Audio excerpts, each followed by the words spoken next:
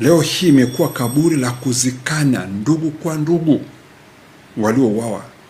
Imekuwa ni nchi ambayo damu imemwagika kwenye ardhi yetu, na ni laana kwa taifa hili.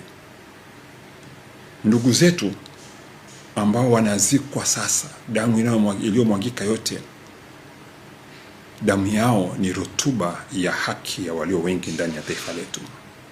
3, hili jambo sio rahisi baadhi ya watu au baadhi ya wenzetu wanavyolifikiria.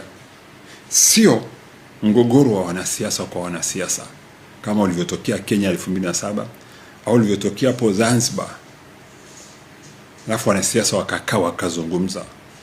Huu ni mgogoro wa wananchi walio wengi dhidi ya wachache.